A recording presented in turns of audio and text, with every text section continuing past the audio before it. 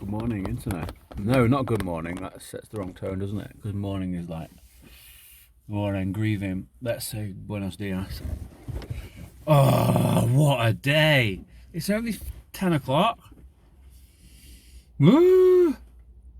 Lawyers, and more lawyers, and possibly doctored legal documents, and weaponizing of children. Just want my kid. Just want my kid with me, able to be happy and see me.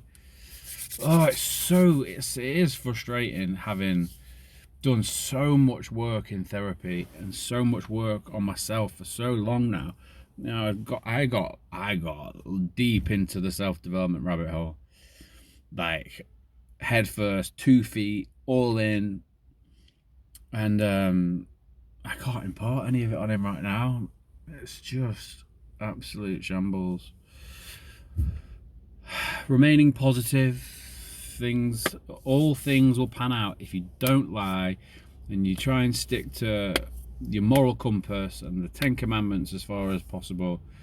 Because my parents tried to use that against me. You should respect your parents. Yeah, well, that's why I think it's important to sort of take the good bits of all the organized religions and sort of, there are lessons that we can learn from all of them, and then just like amalgamate the good ones basically. Anyway, but as long as you do that and you don't lie, karma just comes back around. That's the thing with karma.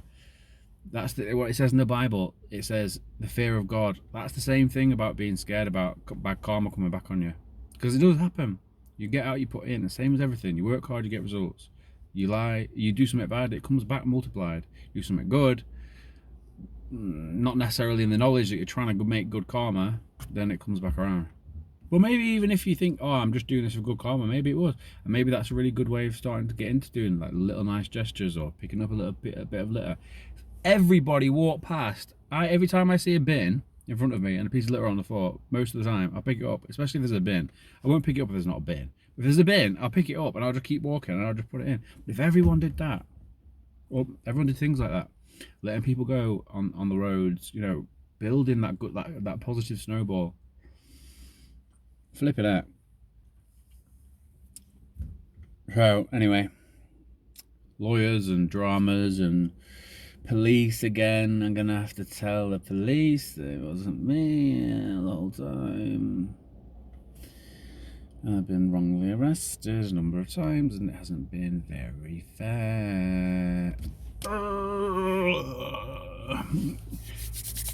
Roll with the punches, ride with the waves, deal with shit that you don't want to have to necessarily deal with.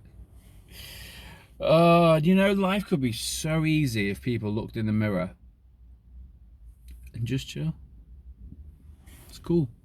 No one's perfect. Nope.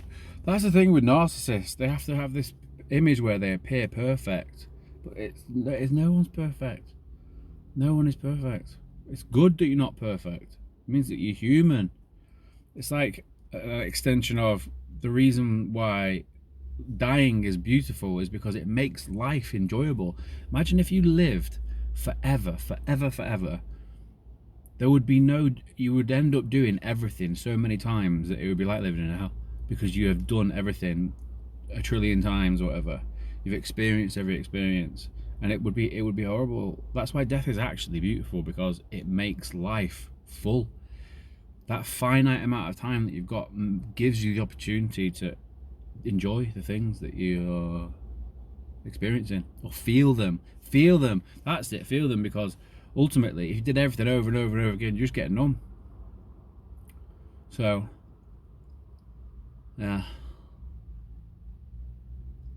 so much goes on in my head. I'd really love an opportunity to be able to share it more widely.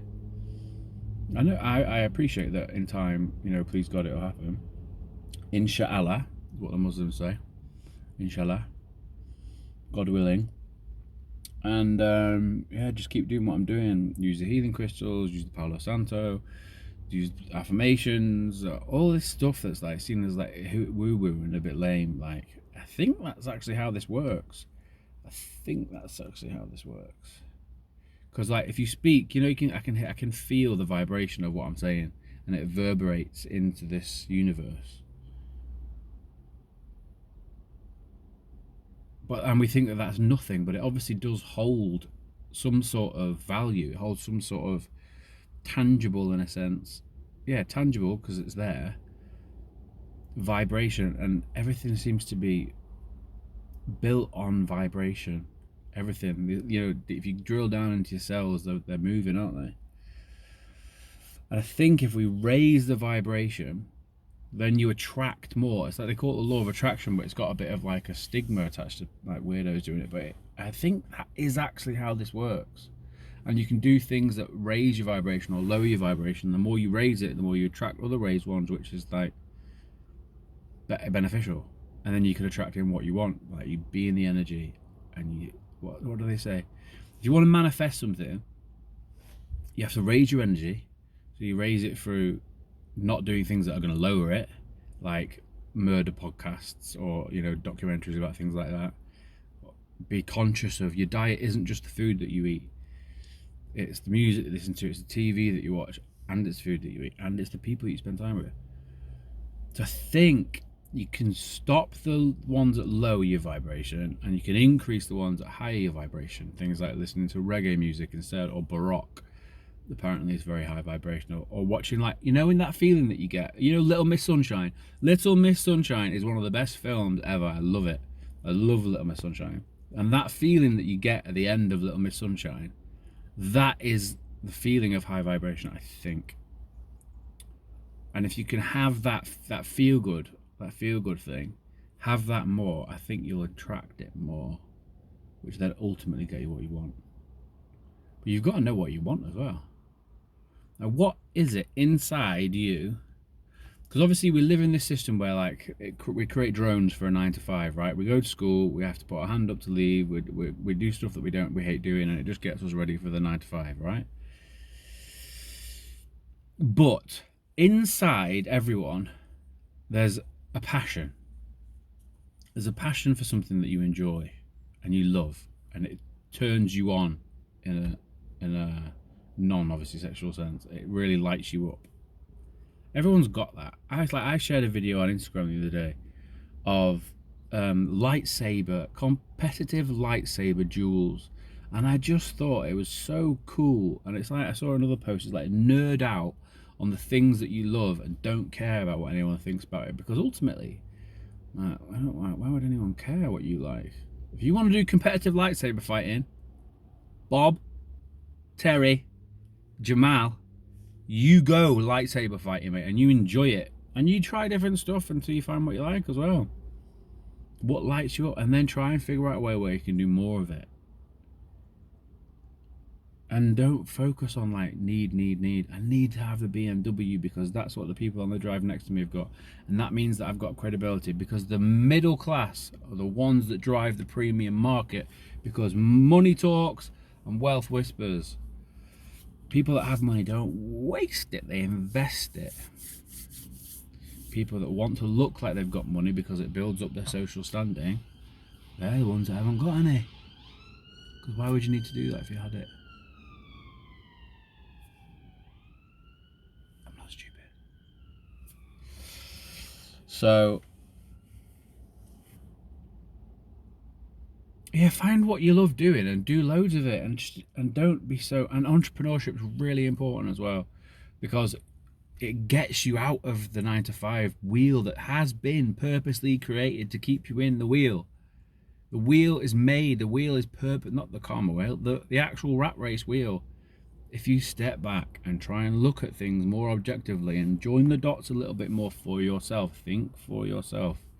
Think, oh, is there a conflict of interest there with, I don't know, maybe, and a good example was Bill Gates and Pfizer profiting from the vaccines, and then publicly available information donating money to, for example, the BBC, where there's a pie chart on the website. Bill Gates donates money to Microsoft, donates money to the BBC. The BBC then shove COVID down our throats, which, by the way, where's that gone?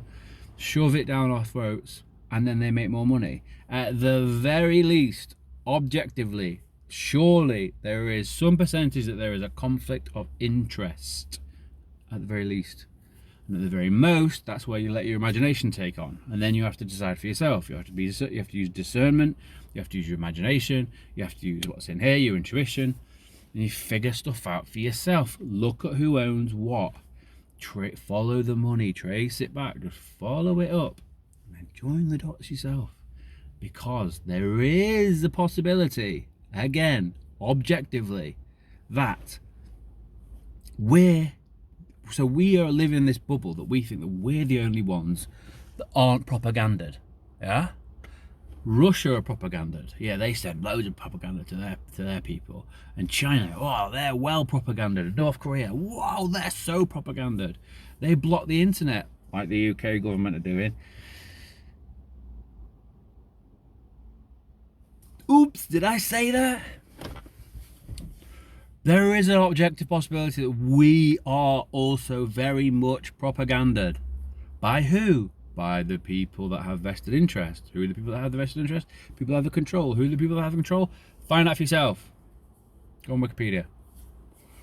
Find a TV show and see who owns it and what the subsidiary of, and then see who owns that, and then see who owns that, and then see who owns that, and then see who owns everything. And then join the dots for yourself. Using your discernment. Because ultimately, we get a lot of narrative from the TV, like, is media a reflection of society, or is society a reflection of the media? It's the latter. Just to give you a little nudge, I'm pretty sure. I'm very sure. It's the latter. So, yeah, man, we live in a system that's designed to keep us down, and you have love and passion and power inside you that you can bring out and go and enjoy your life. Because like I said before, we have this finite amount of time, which makes life beautiful. It gives us the opportunity to feel love, to feel passion, to enjoy things, and to feel good for good and bad, because it's all perfect, really, in a sense. So if you're doing a job that you hate just to pay the bills, think, well, do I need the BMW? Obviously, you need to put a roof over your head and stuff. With AI and social media, it's so easy to set up a side hustle. It's free. Drop shipping is free. Shopify, drop shipping, TikTok, Instagram, it's all free to get into. It's all free. And so are you. So am I. You just gotta know it, feel it, break out of the system, and do what you want to do. It's not simple because the structure's been set up very effectively for a very long time. Look at who set up the school system. Look at who owns everything. Just look at who owns the stuff. I'm suggesting that there's a possibility that they don't necessarily have our best interests at heart, and there's probably a strong possibility that when it boils down to it, it is all about control, which I imagine really and truly is what the whole Gaza-Palestine situation is about. I've purposely stayed away from it because I knew after 9/11 that it wasn't what we were told it was, and I was like, okay, genocide, I just can't get into that. It's not worth my energy. Nothing I can do about it. I know what the crack is. There's nothing I can do about it other than work on myself and try and build a better future for my kid and people around me and the future generations. The legacy that I want to leave, which is really important, which atheists don't have. That's so sad as well about atheism. They don't have that hope, that faith. No one these days cares about legacy. I'm going to be gone and that's it. Maybe not, man. Maybe not. And it's I think it's such a sad way to live as an atheist. Like, existential dread, and just like, it's such a dark, it feels like such a dark way to view the world, atheism. And I suppose in a sense you could say that that's liberating, but at the same time, man,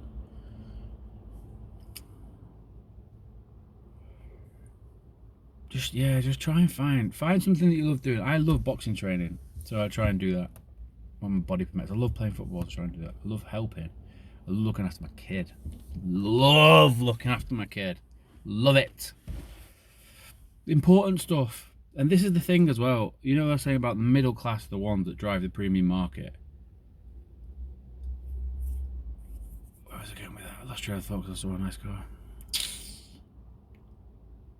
The middle class are the ones that drive the premium market. Yeah, we just buy stuff that we don't need.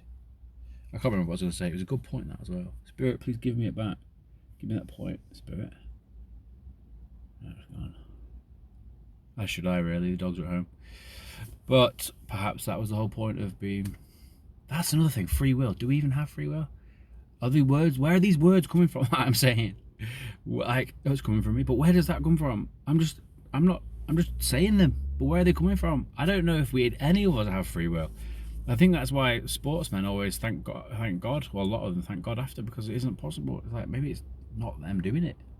Maybe it's just all of this is just the universe. It's God, Allah, whatever you subscribe to. Oh, love it. Deep. Love it. So, gotta do more lawyer stuff now. And then not allowed to see my kid today. And then talk to the police. Police are actually being alright with me at the moment, which is good. I can always tell how pissed off they are with me about who they send. If they send the big, scary sergeants, I can tell they're very pissed off with me. The mad thing is, though, I didn't make you look bad, guys. You made yourselves look bad. I was just complaining, rightfully. Which I may have to do again. I don't particularly want to. Cleaning up mess that other people have made. However, I have been complicit in it, in a sense. I've been working on this Carl Jung shadow side thing. Being an empath and being kind or whatever. I am understanding and being more conscious of the fact that perhaps that's me healing, like that self-abandonment in a sense, like not putting myself first. And I actually need to put myself first, especially because I've got a kid. However, having said that, being kind is not a weakness when it's a choice, when it's choiceful, when you're saying like, I want to do this to create the positive snowball, that's different to I'm abandoning myself. So that's something I'm going to work through, because that's interesting. I thought my shadow work was done. There's always more. I don't know if there's always more. I suppose life evolves, things happen, situations happen, people evolve, psyche changes, consciousness grows, and then maybe there are, new things to work through. But I think, to be honest, when you get to a point with therapy and working on yourself that you've looked as deep as possible, and I mean, I'll go as far as necessary, even don't matter how uncomfortable it is, because I want the end, which is truth and growth. Truth, yeah, I just want the truth. I haven't absolutely, I don't really, maybe that sense of self-abandonment. I have no regard for how difficult it is to get to the point. Like when I collapsed at Lim Rugby Club in the first training session, because I had this fungal infection through my whole body, stress and whatever.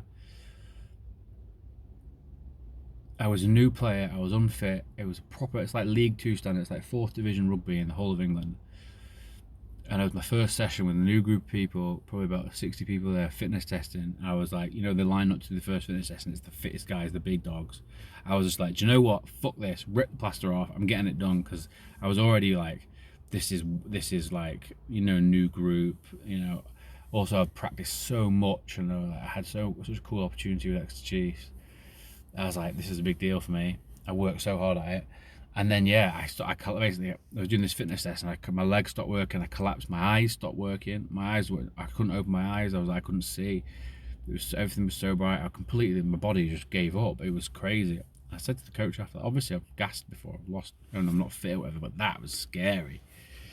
It was. I was in a new place with new people, and my body stopped working, and they all just thought I was unfit, and just no one helped. I was lying there on the floor, like not able to open my eyes, and they just all stood. No one did anything. They just all stood around me, pricks. Anyway, so I shouldn't swear, but yeah, it was not cool. And why was I saying that for the original point? This is what I do. I go off on a tangent, and I pull it all back. I've forgotten what I was pulling it back to.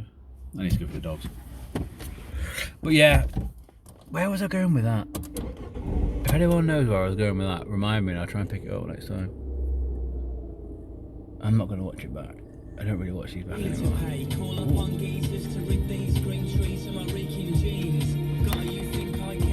Turn that down before I get a copyright thing on it. Yeah, alright. Cool. Oh, I don't want to deal with stuff today. Oh yeah, I was saying that I would go as far as necessary to rip the plaster off and do the shadow work and look at myself. And what I was saying was, I collapsed in that training session, but what I did was rip the plaster off. I was like, I'm going first with these big dogs. I don't even care if I gas, because I'm not scared about gassing. I want to get out of this. I want to get out of this situation as quick as possible. I don't care how uncomfortable it is, because let's just rip the plaster off. And that rip the plaster off mentality is what I was getting at. And you could say, well, yeah, you collapsed in front of loads of people. Yeah, but I did have a fungal infection through my whole body, and no one helped, and they were not very nice. So, probably, maybe a good way of living your life. Maybe, who knows? Who am I to say? Who am I to say? But thank you for all my 40 subscribers. Yes, guys. That is going, well, as soon as I start doing some mad stuff in sport, which is going to happen, or I win an Olympic medal or something like that, then people are going to watch this back and be like, oh my goodness, he's been talking about this stuff for ages.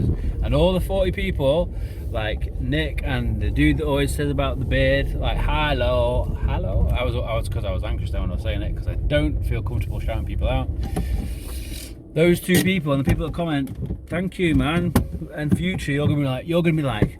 I remember when the In-Betweeners came out, and I was one of the first people to watch In-Betweeners, and I was like, oh, I was one of the first people, because I got on it before everyone else did. That's what you guys are gonna feel like. I hope, I pray, please God, and I don't say that in a big-headed way. I just think it's factual. So I'm gonna manifest it best I can. I'm gonna go back for the dogs, and then I'm gonna call lawyers and bullshit like that. Take it easy, everyone.